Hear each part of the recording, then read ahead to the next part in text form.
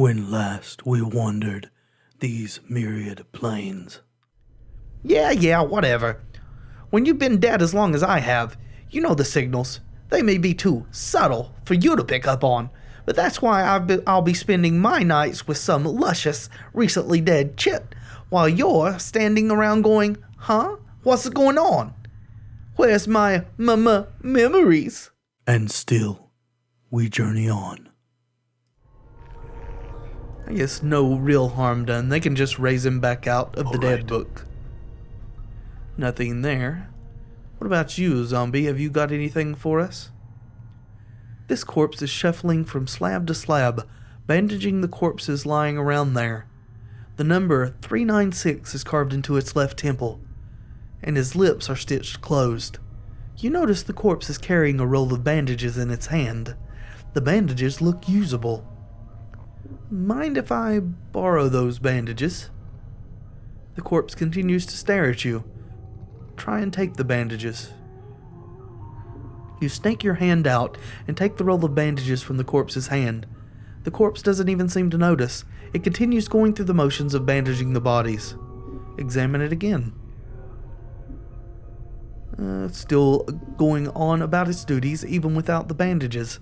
The number 396 is still carved into his left temple, and his lips are stitched close. Alright, goodbye. Anything here? There's a gigantic book here with someone reading it. Guessing that's a Dustman. Receiving room logbook. Ooh. Can we examine that? We can. This huge logbook lists mortuary procedures in a tight, crabbed script. All shells entering the mortuary are to be delivered to the receiving room and logged with the scribe on duty before being embalmed or cremated. The records are to be checked to determine if the shell is one of the contracted, and if so, do not prepare the shell. Move the shell to one of the preparation rooms, contact the scribe on duty, and notify him that a contracted shell is to be raised. Be certain that a shell is thoroughly stripped of its possessions before being sent to the preparation room. The contracted workers are intended for simple manual labor and do not have the capacity to search and strip a shell. The faction is not responsible for any possessions lost or items stolen by the collectors who have brought the shells to the mortuary. The shell's possessions are to be stored in the receiving room until an initiate can be sent to claim them. Please catalog all possessions in the logbook. Following this list is thousands of entries of bodies that have been sent to the receiving room. As you flip through the rest of the book, however, you notice the last page has been cut out. Ooh. Well, isn't that interesting? I'm gone. We got some money, copper commons. We'll take those. Got these here. Nothing. I'm gone. Nothing. So we need to find our journal. The number 1201 has been inked onto the forehead of this corpse, and the ink has run down its eyes, cheeks, and jaw. As you follow the ink tears down the corpse's face, you notice it has run into the stitching sealing the corpse's lips and caught on what looks like the corner of a note stuck in the corpse's mouth. Ah, this is what I thought that one walking in a triangle had. Try and pull the note out. The note is mingled with the ichor in the zombie's mouth. If you try to pull the paper out through the cross stitches, it would tear the paper to shreds. Hacking up the corpse to get at it looks like it will destroy the note. You'll need to find a delicate way to remove the stitches before removing the note. Well, let's use the scalpel we have then. We got 250 experience. You deftly slice through the stitches sealing the corpse's mouth, and the jaw sags open. You carefully pull the note from the corpse's mouth. Despite the condition of the paper, the writing on it still appears legible. Right, to read, yeah, we've already established that. Well, leave the corpse in peace, and let's open our inventory. This is a foul-smelling note, retrieved from the mouth of one of the mortuary zombies. It looks like it was sewn into the corpse's mouth by accident. Despite its condition, the writing is legible. Please, to whatever Dustman reads this, I beg of you, I know of my legal obligation under the terms of the dead contract, but I am prepared to offer more than my signing fee if you will cremate my body rather than raising it. I have arranged for this note to be left with my body upon my death. If you are reading this, then please use this note as instructed and accept the result in exchange for my contracted duty. Let my contract number serve as the key. It looks like the corpse was too late to prevent the raising, but you notice that beneath the writing is a diagram. It looks like directions for folding the parchment into a strange pattern. Note: if you are ever capable of examining an object further, or performing an action on the object outside of the world screen, a use button will appear for the object. Okay. Done. If you wish to examine the diagram on this note further, select the use button below. Ah, okay, I see. Yep. So, from Corpse 1201, this foul-smelling note has a strange-looking diagram inscribed beneath the writing. It looks as if it's instructing you to fold the corners of the note so their points touch the center. There is a series of strange marks on each corner. 1 mark on the upper right, 2 marks on the lower right, 3 marks on the lower left, and no marks on the upper left. Alright, it said that the contract number was the key, and I'm assuming the corpse number is the contract number, so 1 mark on the upper right. Well, we'll fold the upper right.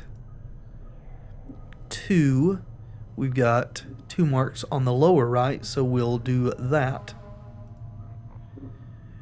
We've got 0, and which one had 0 marks? Upper left. Alright, we'll do that. Upper left, thank you. And... oh, resuming its normal position. And what was it? It was 1 again, so it's upper right again, right? Upper right. Alright, as you fold the upper right corner back to the center, the lower left corner mirrors the action until all the corners are touching the center. You watch for a moment, and the corners of the paper raise up, turning the note into a small 4-sided paper pyramid. Open it. Another 250 experience. You peel back the sides of the pyramid, and the paper disintegrates to dust. Inside is a small triangle-shaped earring. It catches the light and gleams brightly. We'll take it. What have we got here? Triangle earring. We got this from the note there. Note, some items are magical but require that they be identified before they can be used. Alright, so we don't actually know what this is, and we don't have the ability to identify it yet. Can we still wear it? We can, so let's do that.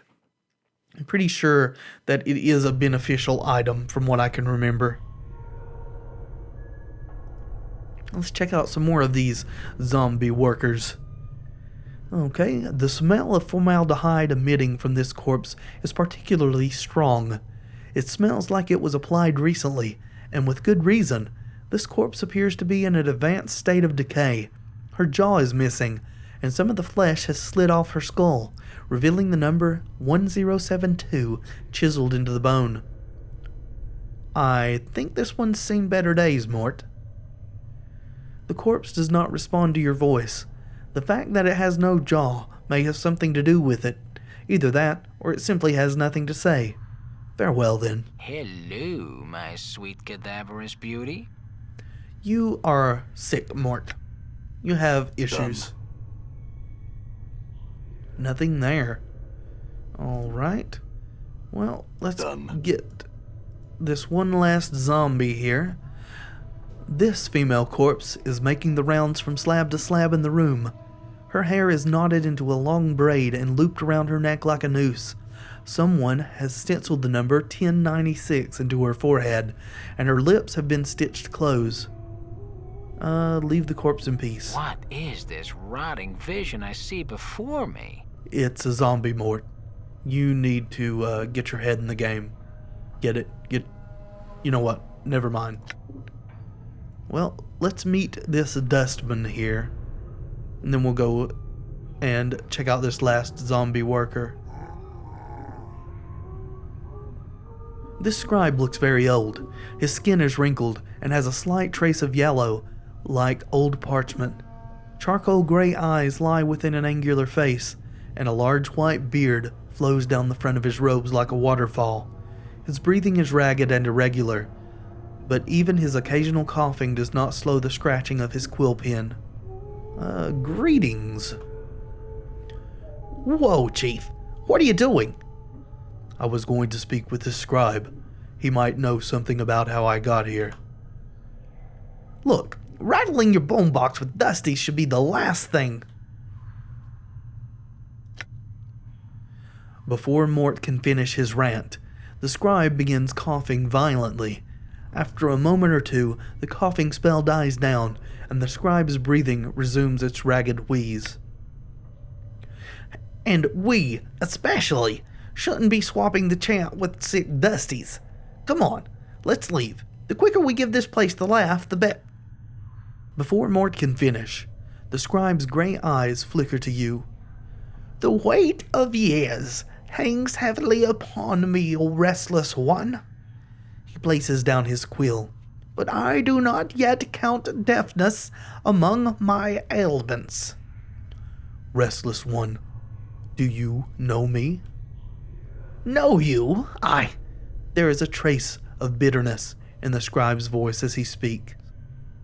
I have never known you, restless one.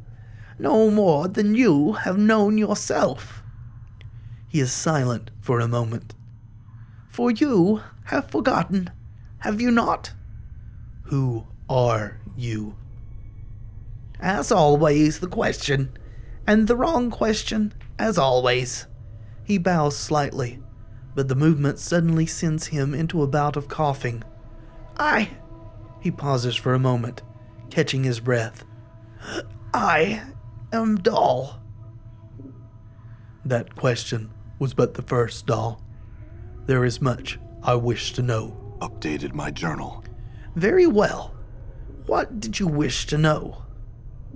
What is this place? You are in the mortuary, restless one. Again, you have come. Before he can finish, Doll breaks into a fit of coughing. After a moment, he calms himself, and his breathing resumes its ragged wheeze. This is the waiting room for those about to depart the shadow of this life. Tell me about the mortuary. This is where the dead of Sigil are brought to be interred or cremated.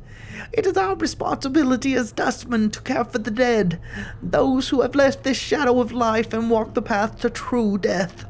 Doll's voice drops in concern.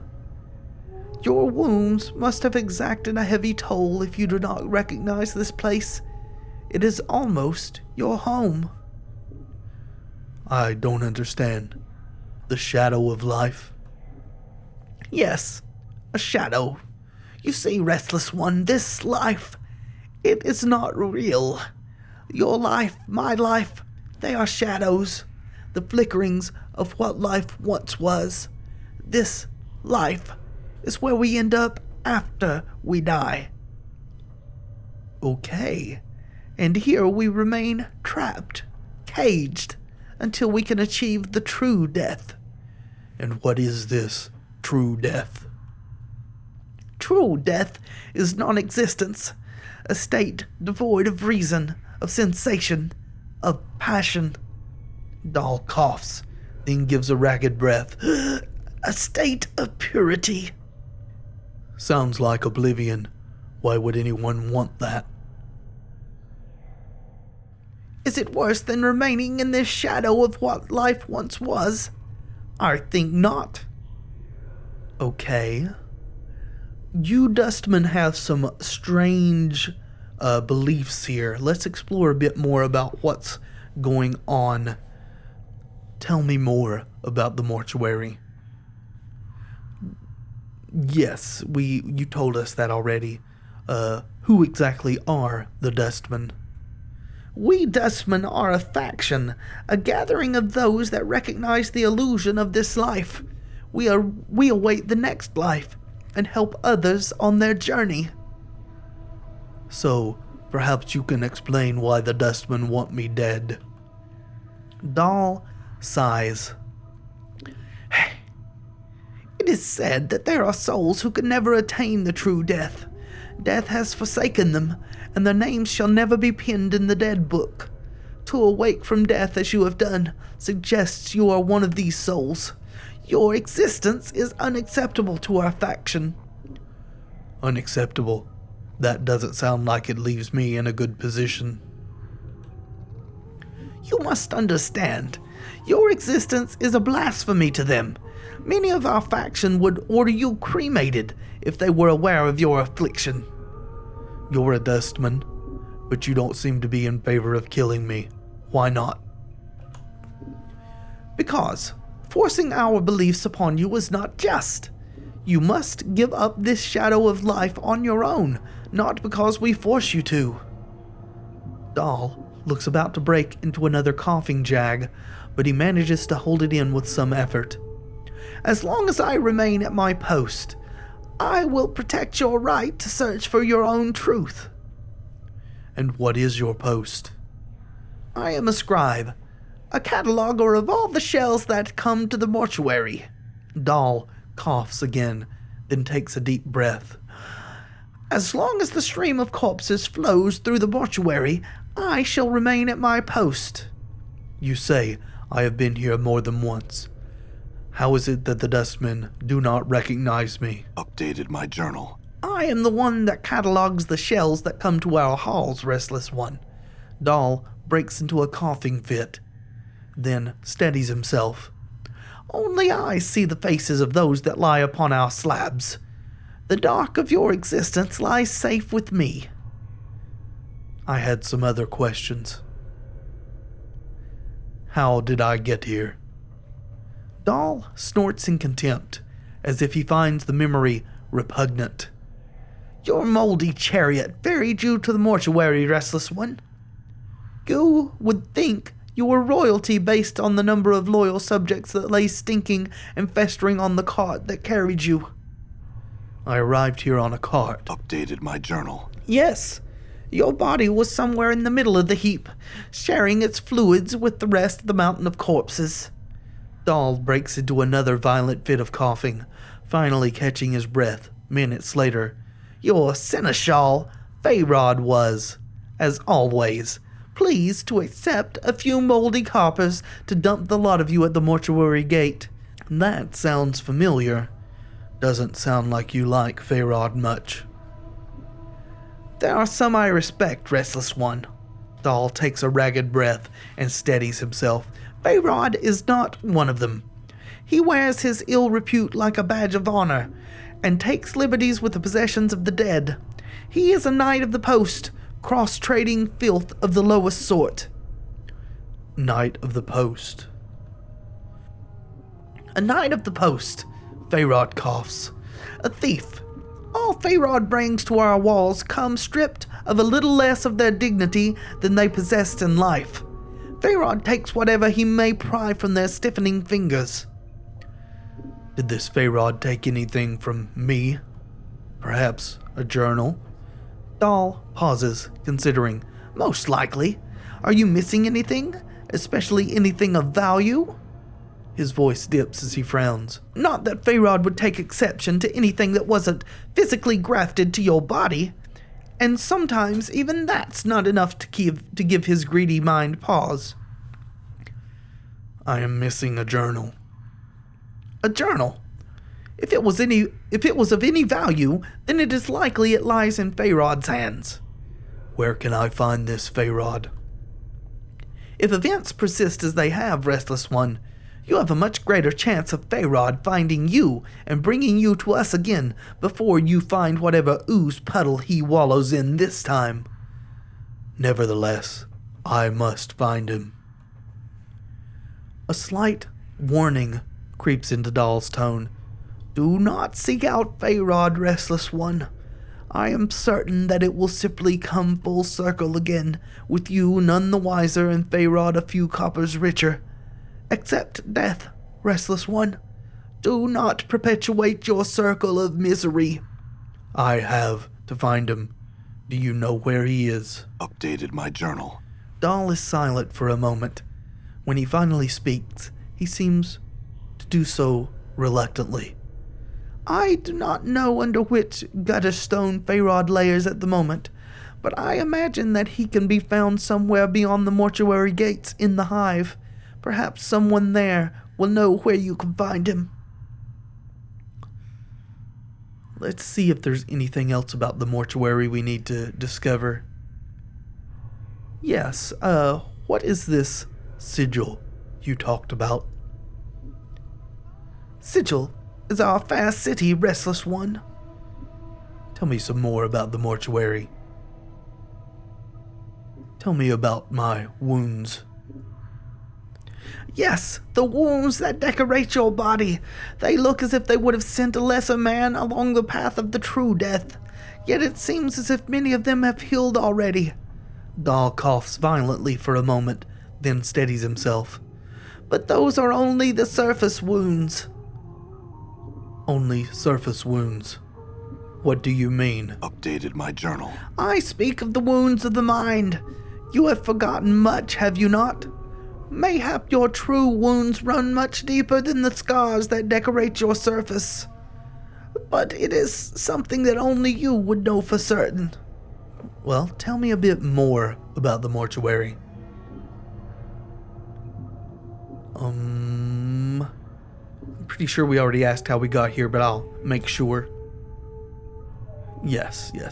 I have some other questions. Can you tell me how to get out of here? The front gate is the most obvious exit, but they will not let anyone other than Dustman pass. Dahl breaks into a ragging cough, then continues. One of the guides by the front gate has a key to it, but it is unlikely he will open it for you unless you are extremely persuasive. I see. And do you know who I am? Updated my journal. I know scant little of you, restless one. I know little more of those that have journeyed with you and who now lie in our keeping. Dahl sighs. I ask that you no longer ask others to join with you, restless one. Where you walk, so walks misery. Let your burden be your own. There are others who have journeyed with me, and they are here. Updated my journal. Do you not know the woman's corpse interred in the memorial hall below? I had thought that she had traveled with you in the past. Dahl looks like he is about to start coughing again, then catches his breath. Am I mistaken? Where is her body? The Northwest Memorial Hall, on the floor below us. Check the bars there. Her name should be on one of the memorial plaques. Mayhap that will revive your memory. I don't know. I don't recall ever traveling with a woman. Dahl makes no response to this. He simply stares at you in silence. Before, you said there were others here who journeyed with me. Where are they? Doubtless they are, but I know not their names nor where they lie. One such as you has left a path many have walked, and few have survived. Dahl gestures around you. All dead come here. Some must have traveled with you once. I find no fault with your reasoning. I had some other questions. What do you do here? I am a scribe, a cataloger of all the shells that come to the mortuary. Dahl coughs again and takes a deep breath. As long as the streams of corpses flow through the mortuary, I shall remain at my post. I see. Tell me more about the mortuary. And that's all for that. I had some other questions. You sound ill. Are you not well? I am close now to the true death, restless one. It will not be long before I pass beyond the eternal boundary and find the peace I have been seeking. I tire of this mortal sphere. Dahl gives a ragged sigh. The plains hold no more wonders for one such as I. Are you certain there might be some way I could help you? I do not wish to live forever, nor live again, restless one. I could not bear it. So be it. Farewell, Dahl. As you turn to leave, Dahl speaks. Know this. I do not envy you, restless one.